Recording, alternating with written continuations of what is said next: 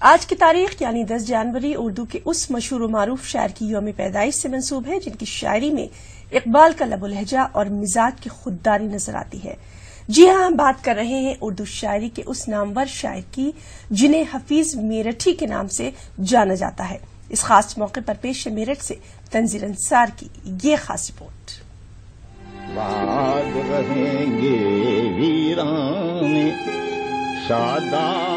10 جنوری 1922 میں میرٹھ میں پیدا ہوئے حفیظ الرحمان نے اردو شاعری کی دنیا میں وہ مقام حاصل کیا کہ حفیظ میرٹھی کے نام سے مشہور ہوئے۔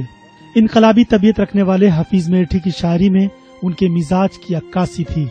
1988 میں حفیظ صاحب کے کلام کا شعری مجموعہ گھرایاں کے نام سے شائع ہوا۔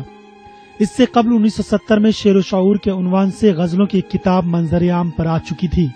سماج کی اصل تصویر اور حق بیانی حفیظ کی شاعری میں نظر آتی ہے۔ زندگی کی تلخ سچائی حفیظ میرٹھی کی شاعری کا حصہ رہی۔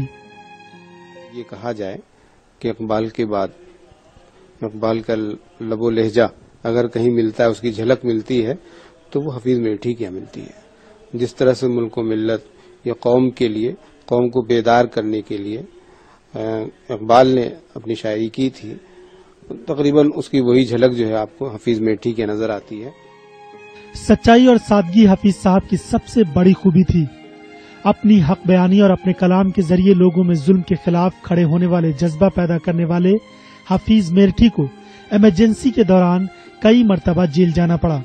اپنے عہد کے نامور شعرا اور مشاعروں کی شان رہے حفیظ میرٹھی نے مشاعروں سے شہرت اور اجرت بھی خوب حاصل کی، لیکن اپنی کمائی کے بڑے حصے کو ضرورت مندوں پر خرچ کیا۔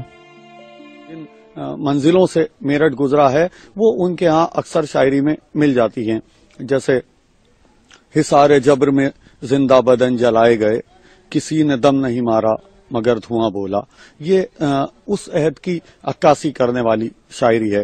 پاسباں آنکھیں ملے انگڑائی لے آواز دے، اتنے عرصے میں تو اپنا کام کر جاتی ہے آگ۔ تو یہ شاعری جو ہے یہ ان کے اپنے عہد کا مورخ ہونے کی دلیل ہے۔ طویل بیماری کے بعد 7 جنوری 2001 کو حفیظ میرٹھی نے دنیا کو الوداع کہا۔ جنازے میں ہزاروں افراد کا مجمع اس بات کا ثبوت تھا کہ حفیظ نہ صرف ایک کامیاب شاعر تھے بلکہ ایک بہترین انسان بھی تھے۔ ETV نیوز کے لیے میرٹھ سے تنزیل انصار کی رپورٹ۔